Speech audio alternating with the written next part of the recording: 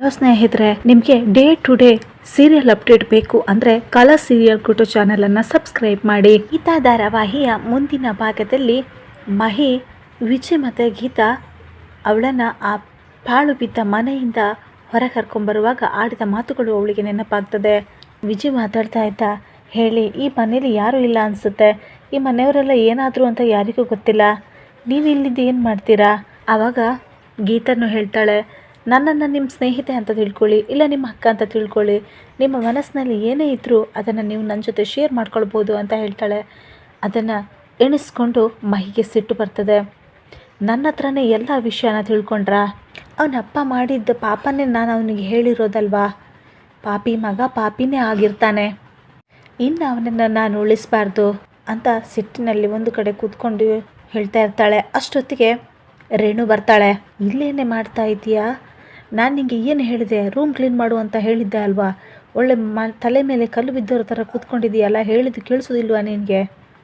ಏನೇ ನಾನು ಈ ಥರ ಕತ್ತೆ ಥರ ಕಿರಿಸ್ತಾ ಇದ್ದರೂ ಮೌನವಾಗಿ ಕುಳಿತಿದ್ಯಲ್ಲ, ನನ್ನ ಮಾತಿಗೆ ಮರ್ಯಾದೆ ಇಲ್ವಾ?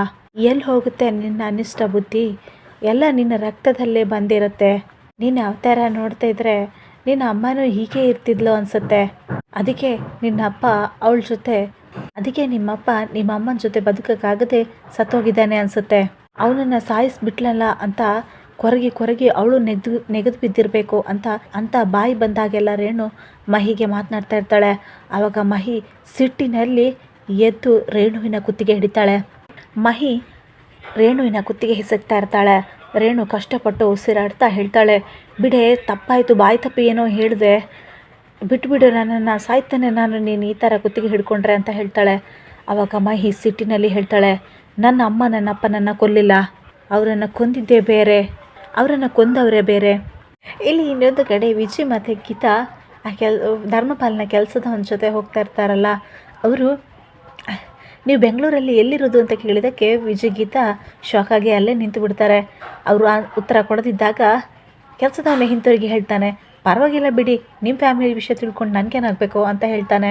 ಅಂದಾಗೆ ನೀವು ಪ್ರೀತಿಸಿ ಮದುವೆ ಆದ್ರೆ ಇಲ್ಲ ಮನೆಯವರೆಲ್ಲ ಸೇರಿ ಮದುವೆ ಮಾಡಿಸಿದ್ರಾ ಅಂತ ಕೇಳ್ತಾನೆ. ಅದಕ್ಕೆ ಗೀತೆ ಹೇಳ್ತಾಳೆ, ಲವ್ ಮ್ಯಾರೇಜ್ ಅಂತ.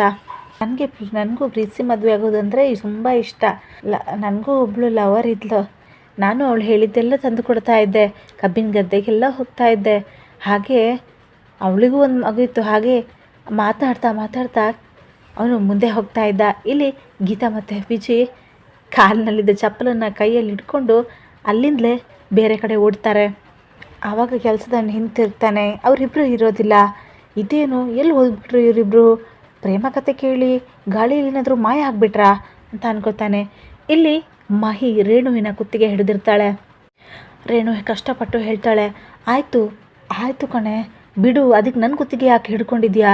ಬಿಡೆ, ಇಲ್ಲದ್ರೆ ನಾನು ಸತ್ತೋಗ್ತೀನಿ ಅಂತ ರೇಣು ಹೇಳ್ತಾಳೆ. ಅದಕ್ಕೆ ಮಹಿ ಹೇಳ್ತಾಳೆ, ಇಲ್ಲಿವರೆಗೆ ಎಲ್ಲರೂ ನನ್ನ ಅಪ್ಪ ಅಮ್ಮನ ಬಗ್ಗೆ ಕೆಟ್ಟದಾಗಿ ಮಾತಾಡೋರೆ, ಯಾರೂ ನನ್ನ ಅಪ್ಪ ಅಮ್ಮನ ಸಾವಿಗೆ ನ್ಯಾಯ ಕೊಡಿಸ್ಲಿಲ್ಲ. ಇದಕ್ಕೆಲ್ಲ ನಿಮಗೆಲ್ಲ ನಾನೇನು ಮಾಡಲಿಕ್ಕಾಗಲ್ಲ ಅಲ್ಲ ಅಂತ ಕೊರಗ್ತಾ ಇದ್ದೀನಿ. ಆದರೆ ನನ್ನ ಗುರಿ ಇನ್ನೂ ಜೀವಂತವಾಗಿದೆ. ತಂದೆನ ಸಾಯಿಸಿದವನ್ನ ನಾನು ಸಾಯಿಸೋಕ್ಕೆ ಆಗದೇ ಇರ್ಬೋದು, ಆದರೆ ಈಗ ಅವ್ರಿಗೆ ಸಂಬಂಧಪಟ್ಟವನ್ನ ಸಾಯಿಸೋ ಕಾಲ ಹತ್ತಿರ ಬಂದಿದೆ. ಅದಕ್ಕೆ ರೇಣು ಹೇಳ್ತಾಳೆ, ಏನೋ ತಪ್ಪಾಗಿ ಮಾತಾಡಿದೆ ಅಂತ ಅದು ನಿನಗೆ ಇಷ್ಟು ದಿವಸ ಊಟ ಹಾಕಿದವಳನ್ನೇ ಸಾಯಿಸೋದಕ್ಕೆ ಹೊರಟಿದೆಯಾ ಅಂತ ಕೇಳ್ತಾಳೆ. ಸಾಯಿಸ್ತೇನೆ ಅಂದದ್ದು ನಿಮ್ಮನ್ನೆಲ್ಲ ಅವನ್ನ ಅಂತ ಹೇಳ್ತಾಳೆ. ಆ ರುದ್ರಮ್ಮ ದೇವಿ ಮುಂದೆನೇ ಅವ್ರ ರುಂಡನ ಚಂಡಾಡ್ತೀನಿ ಅಂತ ಮಹಿ ರೇಣುನ ದೂಡ್ತಾಳೆ. ರೇಣು ನೆಲದ ಮೇಲೆ ಬೀಳ್ತಾಳೆ. ಮಹಿ ಅಲ್ಲಿಂದ ಒಳಗೋಗ್ತಾಳೆ. ರೇಣು ಮೆಲ್ಲ ಎದ್ದು ಅನ್ಕೋತಾಳೆ, ಇವಳಿಗೆ ಯಾವ ದೆವ್ವ ಮಾಡ್ಕೊಂಡಿದ್ಯೋ, ಇವತ್ತು ಅಮಾವಾಸ್ಯೆನೂ ಅಲ್ಲ ಹುಣ್ಣಿಮೆನೂ ಅಲ್ಲ, ಅದು ಯಾರನ್ನೋ ಸಾಯಿಸ್ಬೇಕು ಅಂತಿದ್ದಾಳೆ, ಅದೇನೋ ಗುರಿ ತಲುಪಬೇಕು ಅಂತಿದ್ದಾಳೆ. ಏನಾಗಿದೆ ಇವಳಿಂದ ಇನ್ಯಾರಿಗೆ ಏನು ಆಪತ್ತು ಕಾದಿದೆಯೋ ಏನೋ, ದೇವ್ರೆ, ನಾನಂತೂ ಬಚ್ಚವಾದ್ನಲ್ಲ, ಅಷ್ಟು ಸಾಕು ಅನ್ಕೋತಾಳೆ. ಇಲ್ಲಿ ಧರ್ಮಪಾಲನ ಮನೆ ಕೆಲಸದವನು ಅಕ್ಕ ಅಣ್ಣ ಅಂತ ಹೇಳಿ ವಿಜಯ್ ಮತ್ತು ಗೀತನ ಹುಡುಕಾಡ್ಲಿಕ್ಕೆ ಶುರು ಮಾಡ್ತಾನೆ. ಅವ್ರ ಬ್ಯಾಗ್ಗಳನ್ನೆಲ್ಲ ರೋಡಲ್ಲಿ ಅಲ್ಲೇ ತೆಗೆದಿಡ್ತಾನೆ. ಇಲ್ಲಿ ಗೀತಾ ಮತ್ತು ವಿಜಯ್ ಅವ್ರ ಬ್ಯಾಗ್ಗಳನ್ನು ಎತ್ಕೊಂಡು ಅಲ್ಲಿಂದ ಓಡಿ ಹೋಗ್ತಾರೆ.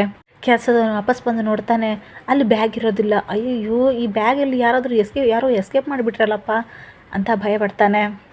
ಈಗ ನನ್ನ ಯಜಮಾನ್ರು ಕೇಳಿದ್ರೆ ನಾನು ಏನು ಹೇಳಿ ಅಂತ ಅಳ್ತಾನೆ. ಇಲ್ಲಿ ಈ ಕಡೆ ವಿಜಯ್ ಮತ್ತು ಗೀತಾ ಅವನು ತಪ್ಪಿಸ್ಕೊಂಡು ಓಡಿ ಬರ್ತಾರೆ. ಅದಕ್ಕೆ ಗೀತಾ ಹೇಳ್ತಾಳೆ, ಅವನೇನಾದರೂ ನಮ್ಮನ್ನು ಹುಡುಕಾಡಿಕೊಂಡು ಇಲ್ಲಿಗೆ ಬಂದರೆ? ಅದಕ್ಕೆ ವಿಜಯ್ ಹೇಳ್ತಾನೆ, ಅದು ಖಂಡಿತ ಸಾಧ್ಯ ಇಲ್ಲ, ಯಾಕಂದರೆ ಅವನು ಶಾರ್ಪ್ ಇಲ್ಲ ಅವನು. ಆ ಥರ ಇದ್ದಿದ್ರೆ ನಮ್ಮ ಸಿಕ್ಕಿದ ಕೂಡಲೇ ಕೇಳ್ತಿದ್ದೆ ಎಲ್ಲಿಗೆ ಹೋಗ್ತಿದ್ದೀರಾ ನೀವು ಅಂತ. ಅದು ಬಿಟ್ಟು ಬೇಡ್ತಿರೋ ವಿಷಯನೆಲ್ಲ ಅವನು ಯಾಕೆ ಕೇಳ್ತಾ ಇದ್ದ? ಅದಕ್ಕೆ ಗೀತೆ ಕೇಳ್ತಾಳೆ, ಆದರೂ ಇವತ್ತು ಅವನು ಬಂದಿದ್ದು ನೋಡಿ ನಮ್ಮ ಹುಡುಕಾಟಕ್ಕೆ ಅವ್ನು ತೊಂದರೆ ಮಾಡ್ತಾನೆ ಅಂತ ಅಂದ್ಕೊಂಡೆ.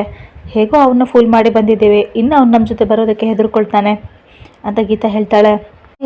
ತಡ ಮಾಡೋದು ಬೇಡ ಗೀತಾ, ಆದಷ್ಟು ಬೇಗ ಆ ಒಂಟಿ ಮನೆಗೆ ಹೋಗೋಣ, ನಮ್ಮ ಕೆಲಸ ಮುಗಿಸ್ಕೋಣ, ಇಲ್ಲದಿದ್ರೆ ಮತ್ತೆ ಯಾರಾದರೂ ಸಿಗ್ಬೋದು ಅಂತ ಹೇಳ್ತಾನೆ. ಗೀತಾ ಮತ್ತು ವಿಜಯ್ ಆ ಮನೆಗೆ ಬರ್ತಾರೆ.